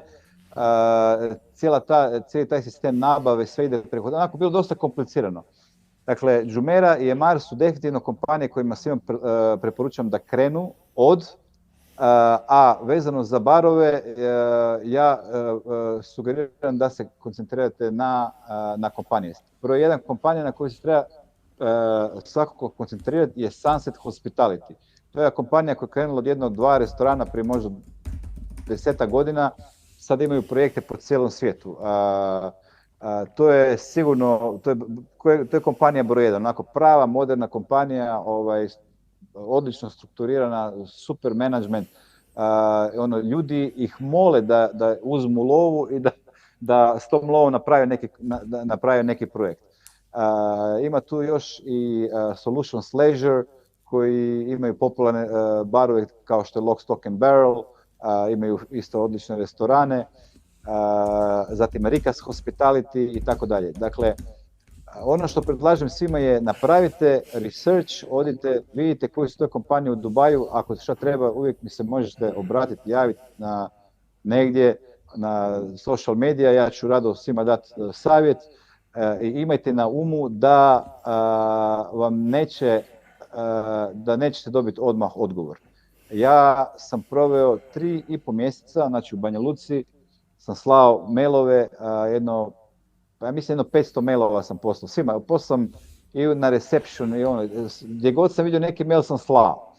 I taman kad sam u principu htio odustati jer se ništa nije događalo, doduše bio je Ramazan, pa u stvari ja to nisam znao tko će tada odgovoriti. Tek nakon nekih 500 mailova koji sam poslao, kad sam već htio odustati, sam dobio tjedan dana pozive za 4 intervjua, bilo je to Kempinski, Cavalli Club koji se danas zove Theater, bile su još neka 2 hotela i Maidan Beach Club, znači mjesto gdje sam na kraju završio. Odradio sam sa svima intervju i prvi koji su mi poslali ugovor, ja sam to potpisao kao ajmo i to je bilo to. To su bila neka druga vremena kad je puno teže bilo upast dole bez obzira na background koji si imao i sve ostalo. Evo sad, upravo sam o tome govorio prije pola sata, sad klinci od 25 godina, ako ih vide, white European, visoka, pogotovo od cure, visoka zgodna cura, ima dobru posturu, dosta dobro govori engleski jezik, to ovako ide, ovako. Pa eto, drago mi to čuti, meni je bilo to užasno teško i moje generacije koje smo tada dolazili, nije bilo toliko barova i nije bila ta politika i vizija grada kao što je danas. Kažem, nisi mogao, imao si curu, nisi morao si paziti da vas neko ne prijavi da ste zajedno. Bilo su to neka druga vremena. Danas je to skroz drugačije i pozivam sve da dođu, da probaju, jer mogućnosti otvaranja karijere su jednostavno nevjerovatne. Dakle, tako nešto da odete u Berlin ili da odete, ne znam, nemam pojma gdje u Europi, nećete imati tu perspektivu rasta karijere kao što imate ovdje. Vidi, kad si pomenuo Berlin i Beč, na nekakvom tu takmičenju, tastingu rakija i domaćih regionalnih destilata, dolazi to neka ekipa iz Austrije, bio vlasnik jednog od barova iz Beča, Kinez Kanzuo, možda ga znaš sa društvenih mreža, drži neki cool bar u Beču i ja mu kažem, gle, ajde franšiza bar akademije, znaš, već smo našli lokaciju za Berlin, hoćemo malo gore da se širimo, da radimo edukaciju, gore ima samo EBS, vidim da imaju u Beču EBS, ali ne radi to baš kako treba, koliko ja dobijam neke informacije, kažem, gle, aj ti nama nađi prostor u Tivtu, aj ti nama nađi prostor u Mostaru, u nekoj turističkoj zoni, kaže, mi odmah dođemo dole, ja rekao, o čemu se radi? Kaže, gle, imamo 15 zaposlenih i dođu ljudi, rade i u Austriji valjda po tom nekom njihovom socijalnom sistemu imaju tipa 3 mjeseca godišnje ako su full zaposleni, 9 mjeseci mogu da dobijaju socijalno, s tim što moraju da odu da kod psihologa kažu da se ne osjećaju dobro ili da u tom nekom fazonu mi je čovjek nešto objasnio, da se ne osjećaju dobro, da im je previše pritiska na radno mjesto, to nije mjesto za njih i da im to utiče na mentalno zdravlje. I paf, nazad na 1200 eura od recimo 1500 eura ili 600 plate koje imaju u Beču. I kaže, mi imamo strašne probleme s kadrovima, to je bilo prije neke 2 godine i ja se tad šokirao. Isto smo, slično nešto smo doživjeli u Berlinu kad smo radili marketing tamo za bar akademiju, full prostor, sjajna ekipa, odličan jedan podrum našli za bar, event place, nekakav event venue. I odem ja do EBS-a i vidim da to je 3 ljudi na edukaciji, da to nije ni blizu kao što sam ja mislio, da to puno bolje radi ovde, a sad 3-4 godine, prije korone smo bili u Berlinu, 3-4 godine nakon toga, sad osjećam efekte toga i ovde. Znači vidi se da interes za bilo šta avangardno pada i da baš, ako je neka sjajna zvijezda, odmah me šalju u Dubaj, odmah me šalju u Ameriku, daj samo da idem da radim. I otprilike 70% ljudi koji dođu na neku od naših edukacija su ljudi koji su već bili na work and travelu i baš prije neki da mi se javio jedan kolega Jovica, ako bude pogledao, pozdravljamo ga, koji je negdje gore u New Englandu iza Bostona ili nemam pojma, imamo sad isto jednu curu. Je li naš Jovica? Naš Jovica nije, ne. Jovica je jedan iz Sarajeva koji je dečko radio kao runner i kaže došao sam na bar akademiju, vraćam se na work and travel, tamo imam 6 mjeseci još da odradim i šalje poruku neki dan kako se meni otvorio svijet, ja sam dobio, selim se u Wisconsin, našao sam, riješio sam papire, znači radim kao bartender, oni ne mogu da vjeruju, jer mi stvarno opširnu certifikaciju radimo, full dnevnik rada, full evaluation sheet, dobar je, odeš na naš sajt, to je jedna ozbiljna organizacija, odeš na barakademija.com na engleskom, to sve izgleda tip top, ko stoji iza toga, kakvi su programi, možeš na YouTube puno toga da pogledaš kako to sve izgleda, na Instagramu, i njima je to reper kad ih zapošljavaju, nije to neki sad certifikat, završio si kurs, ćao, nego je puno bolje organizovano. I isto sad imamo curu na obuci koja je u sličnoj situaciji, radi negdje u New York Upstate u nekom golf klubu, bila je, asistent bartender ili nešto slično i došla je na akademiju i kao, wow, Vesper, nisam znala da, Milano Torino, Negroni, nisam znala, bourbon whisky, nisam znala, što je bio sve whisky i kao, veli Amerikanci bartenderi baš lagani, uopšte ih, boli ih patka totalno, uopšte im se ne žuri, a meni daje, kaže, meni daje da to naučim, da se vratim tamo, jer bi dobila poziciju head bartendera, to mi je $2-3 više. Iza New Yorka, negdje blizu, tipa 100 km, neki golf club, zamisli velika rada. Momak naš, ja ne znam da li znaš ti, momka jesi upoznat koji put sad, ti si imao priliku u stvari, u koliko to vreme kad si bio Marko Milačić, evo ga bratić, radi u Employees Only, dobio je jacket svoj official bartender, nije više apprentice. Super, ne znam ga lično, mislim znam ko je, čini mi se s društvenih mreža ili iz priča, čuo sam ime, ali ne znam ko je. Gle, što se mene lično tiče, Beč, Berlin, kompletna sjeverna Evropa, mnogo čudne stvari se dešavaju. Bili su neki dečki Italijani koji drže na Roma bar show, baš sam se u tom hotelu gdje smo odsjeli u centru Rima bili, sprijateljili i zezali se jedno cijelo veče prije Roma bar showa, sad u maju mjesecu ove godine. Su rekli isto vraćamo se u Rim, a Rimom sam totalno oduševljen, isto kao i Atinom, i sve mi nekako djeluje kao da centralna Evropa i onaj momentum koji je imao Berlin, koji je imao Prag, koji je imao Amsterdam, ne vidim da se dešava tu nešto na društvenim mrežama, pratim ja sve te ljude koji većina vas, ali brate, šta se dešava u Atini kad odeš na njihov bar show u Rimu, 40 barova, brate, ne znaš u koji da uđeš u centru Rima, guest shiftovi iz Atine, oni njima idu, iz Barcelone ekipa dolazi, pa sad Cocktailman, Nevski, tamo, ovamo, i fantastičan je, totalno realno opisuje bar culture i cijelo to tržište i otprilike expectations, stvarno na jedan realan način, ali ta sjeverna Evropa i centralna, ne sviđa mi se šta se dešava, u stvari ništa se mnogo i ne dešava, a sve nekako gravitira, kompletan bar culture u Evropi, ako nije Kijev ili Moskva, sve na Mediteranu, ovdje kod nas, rekao bih trenutno da ćeš bolje da se provedeš i zabaviš u Beogradu, nego recimo u Berlinu. Što se tiče bar kulture. Veliki claim, ja sam sad bio u Berlinu na BCB-u sa Maraskom, imali smo fenomenalan stvarno reakciju ljudi na Maraskino i u principu zbog Berlina sad radimo otvaranje par tržišta za Marasku i imali smo prilike dosta onako prođirati se po Berlinu i Manja je radio isto guest shift.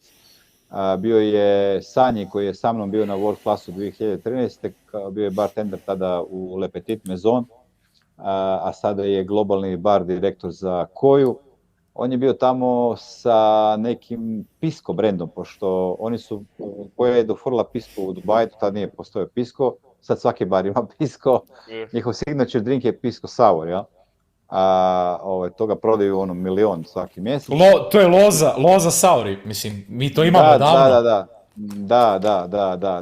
Samo su napravili bolju priču marketinšku. Jasno. I jednog dana kada balkanski restorani budu popularni kao što su peruvijanski restorani, pa možda bude i rakija procvjetala.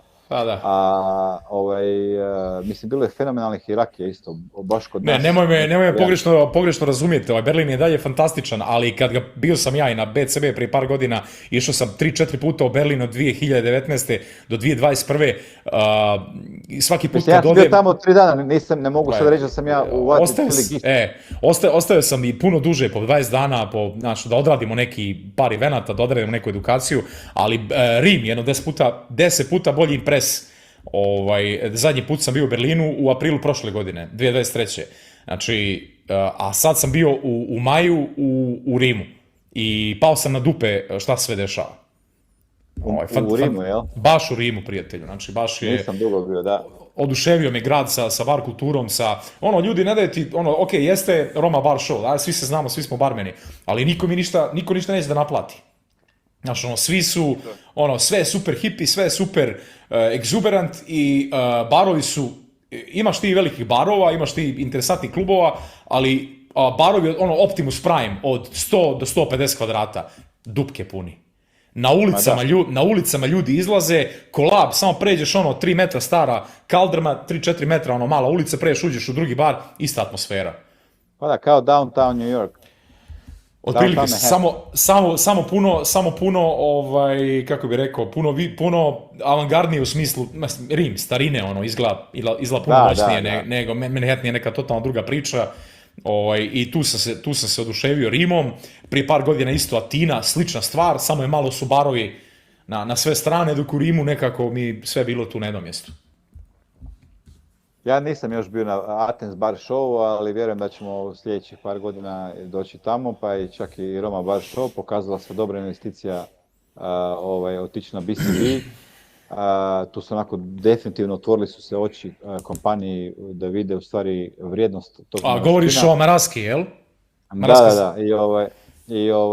Eto, nisam uspio vidjeti puno Berlina, nisam niti u stvari išao sam u istočni Berlin na Guest Shift od Luka Činalija, jedan predivan neki hotel kao butik hotel, top bar, ali volio bi tako otići, nadam se da ću imati prilike da otići tako neko 20 dana.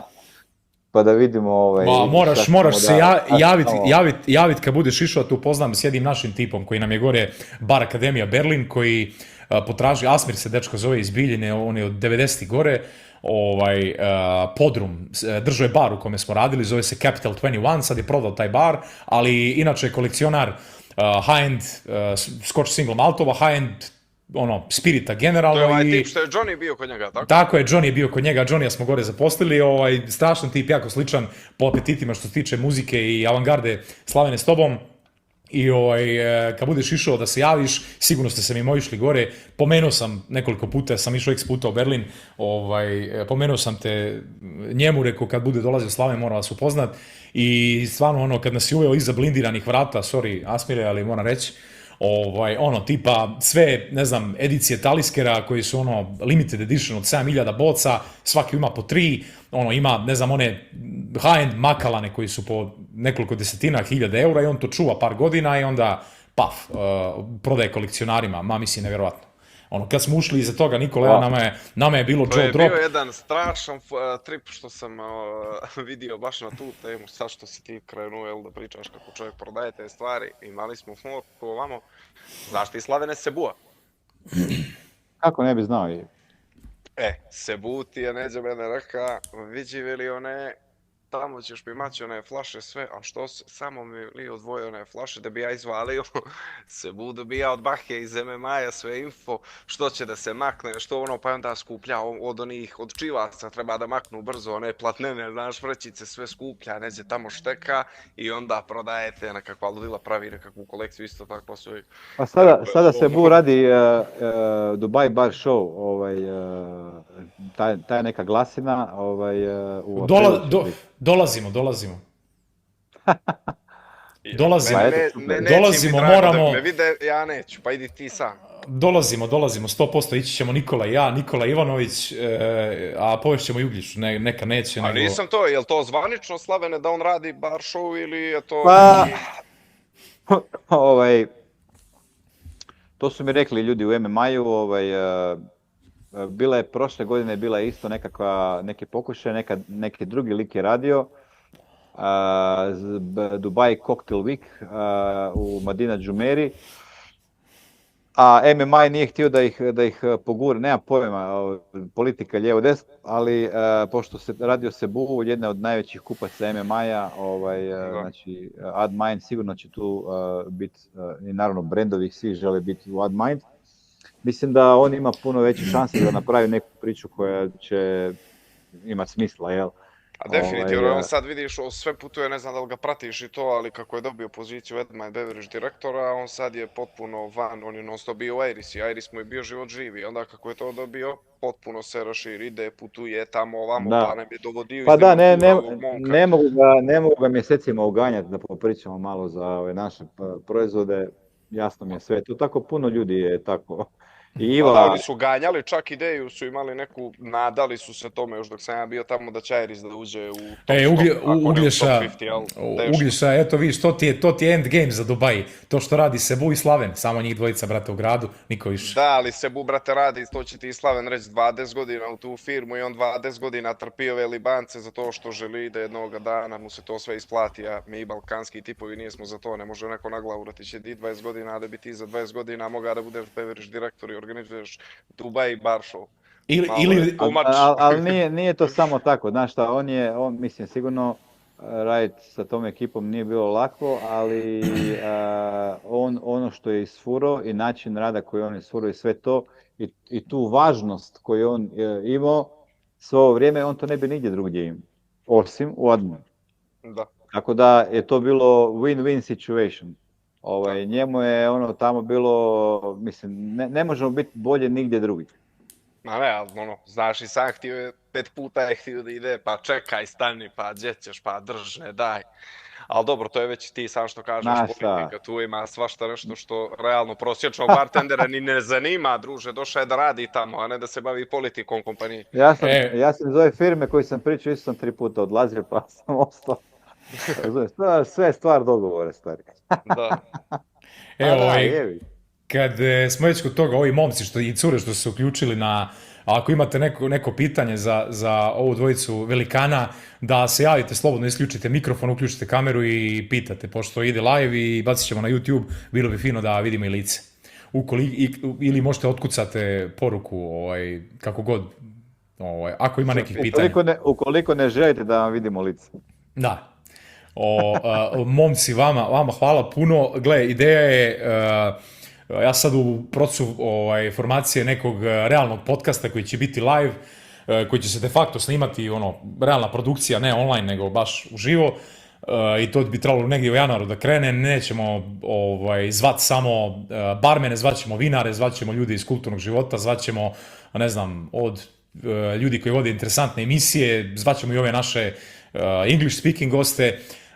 Sad neću baš otkrivati sve kako će se to sve zvati, ali što se tiče ovog formata, ja sam za, ako imate da preporučite neke interesantne ljude dole, nebitno je može biti i Sota, osnivač ili kako god, da odradimo ovako Zoom intervju pa da si ti, Slavene, ponovo uključiš, a planirao sam svakog ponedjeljka, znači da ide radi ekipe na community i radi barske zajednice, generalno u SFRJ, da snimamo ovakve stvari, da malo gledamo da edukujemo ekipu na ovaj način i da ljudi steknu neku realnije viđenje onoga šta se trenutno dešava u barskom svijetu na različitim lokacijama. Pa ja imam sigurno nekog koji bi predložio, to bi bio jedan kolega iz Maraske, ja i on smo vodili taj projekt zajedno sa Belim. Beli isto sad dio našeg Skapiros. Ima jedan momak koji je u principu, on je u korporativnim komunikacijama Maraske, ali to je čovjek koji zna jako puno o povijesti Zadra, kompletno toj industriji Maraskina. To je nešto fascinantno. Ja sam iz Hrvatske, ja nisam imao pojma o tim stvari. Ja nisam znao da u Zadru ima, da je bilo u zlatno doba Maraskina, da je bilo 40 destilerija. 40. I onda Drugi svjetski rat, grad je bombardiran, to je sve otišlo u PM, i Luxardo je otišao za Italiju i onda je Jugoslavija od te stare tvornice Luxarda napravila Marasku. To je principu priča. Ali ovo što se dešavalo prije, u principu vodeća kompanija se zvala Drioli. To je u stvari Francesco Drioli koji je izmislio Maraskino. Ja to nisam znao, ja sam bartender iz Hrvatske, ja te stvari nemam pojma. Iz razloga što Maraski bio onako nešto, da kažem, iz povijesti i iz tradicije, nisu nikad radili nekako awareness building i da obuče ljude, da im daju informacije šta i kako. Gle, nije bilo ni šanse, nije bilo toliko evo sad uzmi format meskala, njegova popularnost u zadnjih 10-15 godina kako se raste i razvija i sad svi šta je pečuga meskala, ono kao kroz ćurku, razumije? Mislim, ljude tek sad interesuju te stvari, čak i barmensku zajednicu, a kad smo to pomenuli na Roma Bar Show, najveće predavanje držao David Wondrich. Ste čuli za koktel historijan, najjači koktel historijan na svijetu i sad tu je bila neka ekipa sa mnom iz neke komercijalne strukture jedne druge kompanije, je bilo nas par barmena, mi smo ostali, oni su otišli da šetaju i posle nas zove, ajde morate doći vamo, dogovorili smo i na nekih, nakon 2 sata, sat i po slušanja predavanja odemo. Kako je čovjek izložio i kako je prezentovao te neke klasike iz 800-ih i njihove preteče iz još ranijih vremena. I ja sam pao na dupe, znači slajdove koje on pokazao, isječke iz magazina i novina iz New Yorka, Bostona toga vremena i kako je svaki od tih klasika dobio ime, kratke istorijate tipova koji su doselili iz Evrope u Ameriku, postali bartenderi, definisali tu neku priču kasnije, što se provlačilo kroz pre-prohibition, prohibition i post-prohibition eru do nekih 40-ih, ja to, što ti kažeš, pola od toga veze nisam imao. Da, pa eto, imam tako interesantnog čovjeka za tebe, pa ćemo o tome kasnije. Znači, isto to što je sada rekao, samo za Zadar. Od Venecije pa na ovam. To će biti jako interesantno, sigurno. Cool. Neko nam je postavio neko pitanje, da imamo šta kaže Koleza. Ok. Marijano kaže, imam pitanje, šta vas je natjeralo da odete tim putem ugostiteljstva, barmenstva, šta je bilo prednost i mane ako ste gledali nasuprot ostalih poslova? Ajde, Uglješa, ti odgovori na to pitanje.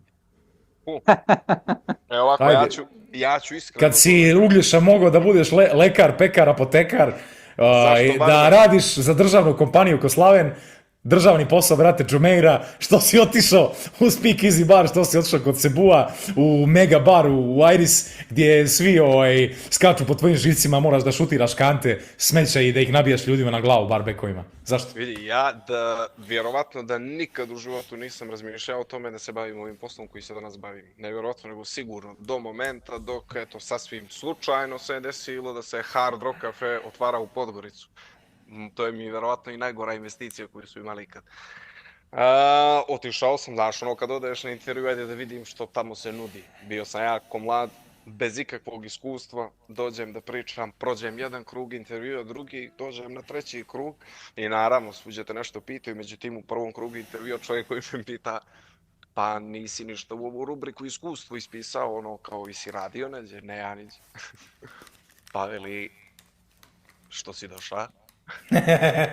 Ja rekao da vidim, interesantno mi je, korporacija velika dolazi kod nas, sigurno da bih, ako bih počeo da radim, moga tamo da naučim mnogo više nego u nekom podgoričkom baru, kapiraš, ja nisam imao neku sad, želio bih ovo da radim. Ja sam bio iskren i prošao sam, valjda im se je dopao profil, ne valjda nego sigurno, jer to su nam kasnije rekli kako se kod njih to selektuje.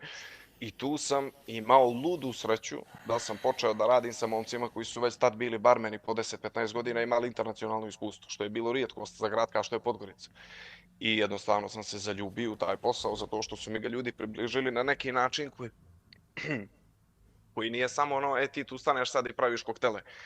Ja sam od njih imao mentore što se tiče i tehničkog dijela posla i nekih drugih stvari, međutim nisam to tada kapirao, nego se to sve kasnije lijepo složi.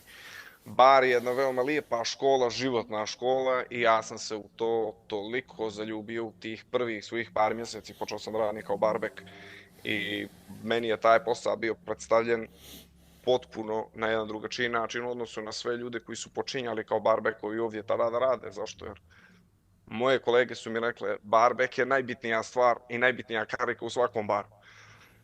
I ja rekao, vidi ove ljude, sad me farbaju, ođe da im ja perem čaše ili idem magazine da dopunjavam, međutim ne, oni su stvarno bili iskreni u tome što su radili i prenijeli su mi čitav taj hospitality trip. Jer često je kad ljude pitaš, brkaju ta dva termina, što mislim i sami znate, jel te, ugostiteljstvo, hospitality, ja smatram da mi kao balkanski narodi nosimo taj hospitality u sebi. To je dio nekog našeg mentaliteta, karaktera svih nas, samo što smatram da nije kod nas dovoljno to isplivalo na površinu. Prebrzo se stvari razvijaju u ovim kozmopolitskim gradovima, uključujući Dubai, da bi mi to mogli da sustignemo na malim lokacijama ovde. Mislim, generalno, manje više zbog Da, nego ću interneta. ti kažem, priča, ta čitav bartending, sve je to mnogo dublje, koga zainteresuje. I onda već u nekim godinama kasnije, kad imaš malo iskustva i sve počinješ da furaš taj čitav hospitality trip i sve to, i smatram da ovdje kod nas makar ima prostora da se napreduje dosta. Ima Filip, jedan kolega fini sa Cetinja, koji radi u Budvi, pitanje za vas, kaže, pošto znamo da je život u Dubaju skup, sem iskustva i svega pozitivnog, koja je to cifra koja može da se zaradi, eventualno uštedi radići dole? Dobro, to je sve sad pitanje prohtjeva, hirova, svi mi imamo različite potrebe, ali u Dubaju ima jedna jako lijepa izreka koju često može čovjek tamo da čuje, sad će se Slave nasmijati, ukoliko ne uzmeš nešto od Dubaja, uzet će ti sve što imaš. Inšalah. I to je jednostavno tako. Novac može da se zaradi. Smatram da konobari mnogo bolje prođu nego bartenderi. Što se financija tiče, mnogo više zarađuju i sad sve zavisi od tip sistema, kakav je tip sistem u pojedinim kompanijama. Međutim, koja bi to cifra bila, evo, kod tebe kad si radi u Irisu, ako nije tajna? Da damo ljudima neki okvir. Nije nikakva tajna. Prvu godinu kad sam došao, to je bila godina korone, tad je Dubaj bio otvoren. To napominjem jer moramo to uzeti u obzir svakako. Jer kasnije kad su se otvorile sve destinacije svijeta, onda je posao u Dubaju logično morao malo da pane. Ali te prve godine smo najviše zarađivali i moglo je ono da se zaradi. Došli smo za plate od 1000 eura, to je bila naša plata koju smo dobijali na kraju mjeseca i nedeljno smo, u zavisnosti od količine posla, zato što je bio sharing tip sistem, svi smo u baru na ravne časti dijelili tips i to je izlazilo od nekih, sad lupam, 250 do 350, 400 eura, to je bio neki maksimum. Nije tu bilo nikakvih cifri na nedeljnom nivou. Nedeljno. Tako je, nedeljno, to je bilo za prvu godinu. Jasno. Druga godina slabije, treća godina, ova moja posljednja godina tamo koju sam proveo, promijenjen je bio tip sistem malo i onda je to palo, pa su ti bakšiši bili 100 eura nedeljno ili ga gotovo i nemaš ili si u minusu, to je malo priča za drugu temu. Da, iz tvojeg saznanja, Slavene, sad u ovom momentu? Pa, ja, eto, ne radim u baru već dugo godina, ali ja na tu temu sam već pričao prije, ali pošto momak nije tada bio ovdje, evo, pa ću ponoviti. Dolazak u Dubaj treba da se gleda kao investicija u karijeru. Što znači, Dubaj, ako dolaziš ovdje, onda pravilni način razmišljanja treba da bude long term. Znači, može se desiti da uđeš u kompaniju koja je top, gdje će restoran ili bar biti jako busy i bit će to zadovoljstvo rada i bit će plata na vrijeme i bit će tips i tako dalje. A može se desiti da ćeš ući u kompaniju koja isto tek otvara restoran, a taj restoran neće uspjeti. I onda će tu biti problema, kasnije će plata, nezadovoljstvo. Međutim, grad je takav i tržište je takvo da ti sutra ćeš naći posao.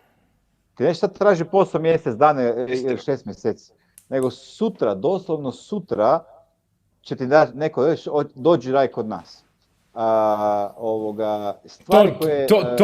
To mi liči na Budvu, samo treba na konobar, dođi vamo, dečko. Pa to je, znaš kako, da nas ljudi koji slušaju da nas i kojim odgovaramo na pitanje ne shvate pogrešno. Ja iskreno se ni na čijem mjestu ne bih opterećivao novcem kad je u pitanju Dubaj. Nema potrebe o novcu da se razmišlja uopšte. Da li ćeš da dobiješ tamo vrhunsko iskustvo koje će da bude podloga ukoliko ti želiš da se formiraš u tom poslu, ako si karijerista, ako želiš da se u tome ostvariš, 1001% je Dubaj vrhunska opcija. O novcu nemojte da razmišljate. Ako hoćete novac, idite na brod, ali ćete onda poslije 5 ili 6 sezona na brod izaći sa 200-300 hiljada dolara i dalje ćete da madlujete pomoranđu u Old Fashion. Sve jasno. Malo se promijenilo sad i u cruise industriji, imaju direktore za druge stvari. Ali da recimo odgovorimo konkretno, ako će doći u Dubaj, recimo i upadne recimo neku dobru kompaniju, mislim da trenutno može izaći na 8 do 9 hiljada dirhama, to je znači preko 2000 eura plaće. Sad, zavisno od kompanije i politike, da li imaš još neke dodatke za stan, za avion, za ovo, za ono. To sad je sve pregovori, ako treba, ako se odlučite na to i dođete do te tačke pregovora, Uglješa ili ja vam sigurno možemo pomoći, možete nam se javiti za to. Sve je pregovor. Dakle, ukoliko ti nešto ne pitaš, on tebi neće to ponuditi. Tako, vrlo pažljivo stavite na papir šta očekujete, jer nije kao u Europi. Ovdje imaš dodatak, imaš basic salary, pa imaš razne još dodatke. Ali ajmo reći da se sve to može staviti na jedan kup. Recimo dobiješ posao u DIFC-u, koji je srce Dubaja, gdje su najbolje i najuspješniji restorani, pa mislim da tamo jedan bartender može izaći recimo na 2000 eura. Sigurno, da, lagano. Ali ako dobiješ posao tamo, ti odradiš tamo neko vrijeme, pa onda biraš gdje ćeš poslije da radiš. Jasno. Ekstra. Momci, hvala vam puno. Ako biste htjeli još nešto da kažete, slobodno, ako ne, mi se čujemo privatno pa se dogovaramo za dalje. Ovo je baš bilo full interesantno i evo, kad izbacim skraćenu verziju na Reel, pa ćemo ih poslati na link na YouTube da pogledaju, mislim da će biti komentara i pitanja, pa možda neke iduće prilike. Hvala puno. Super. Hvala tebi, Nebojša, na pozivu. Slave, hvala, čućemo se. Lijep pozdrav, drago mi je. Ćao. Swagger down the street with your red lips and funky beat. You better hold your head up to the sky. I'm gonna roll with you till the day I die.